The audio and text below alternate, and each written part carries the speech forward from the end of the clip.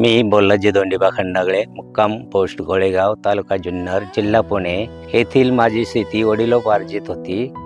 ती आम्ही गेले 10 वर्षापासून कसत आहे.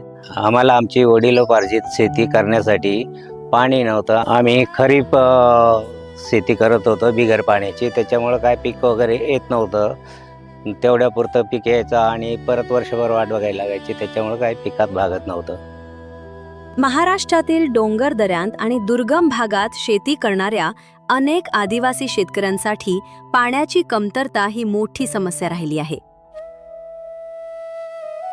पण महाराष्ट्र शासनाच्या अनेक योजना आहेत. त्यातली बिरसा मुंडा कृषी क्रांती योजनेअंतर्गत आम्ही विहीर मंजूर करून घेतली. तिचं काम पूर्ण केलं. ही परिस्थिती बदलण्यासाठी महाराष्ट्र शासनाच्या कृषी विभागामार्फत बिरसा मुंडा कृषी क्रांती योजना राबवण्यात येत आहे. विहिरीच्या पाण्यावर आता आम्ही बागायती शेती करतो. त्याच्यात आम्ही कांदा पीक घेतो, बाजरी घेतली आणि शेवंतीचं पीक घेतलं, फुलशेतीचं. आम्हाला पूर्वीच्या उत्पन्नापेक्षा आता भरपूर उत्पन्न भेटतंय. या योजनेच्या माध्यमातून सिंचन सुविधा उपलब्ध करून देत आदिवासी शेतकऱ्यांना स्वावलंबी बनवण्याचा प्रयत्न केला जात आहे. माझं नाव धनाबाई किरू गोडे. याच्या मागं काय शेतीला काय नव्हता. वरच्या पाणी पुढं भात पुढं गहू, पाऊस पाणी नव्हता. आता काही पोरांना खटपाट करून इकून तिकून कागद जमू केलं बुवा प्रकारनं.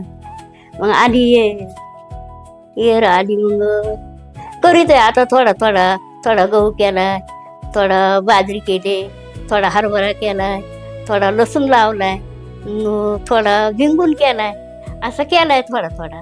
इतर शेतकऱ्यांना म्हणजे आदिवासी शेतकरी बांधवांना माझं सांगणं आहे की या योजनेअंतर्गत आपली नाव नोंदणी करा आणि या योजनेचा भरपूर फायदा घ्या.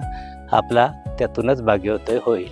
बिरसा मुंडा कृषी क्रांती योजनेच्या माध्यमातून दुर्गम भागातील शेतकऱ्यांना सिंचन सुविधा उपलब्ध होत असून शेती अधिक उत्पादनक्षम आणि विश्वासार्ह बनत आहे. समृद्ध शेतीकडे वाटचाल घडवणारी ही एक महत्त्वपूर्ण योजना ठरत आहे. बिरसा मुंडा कृषी क्रांती योजना देते आधार अनुसूचित जमाती प्रवर्गांना. आजच आपल्या जवळील पंचायत समिती कार्यालयाशी संपर्क करावा.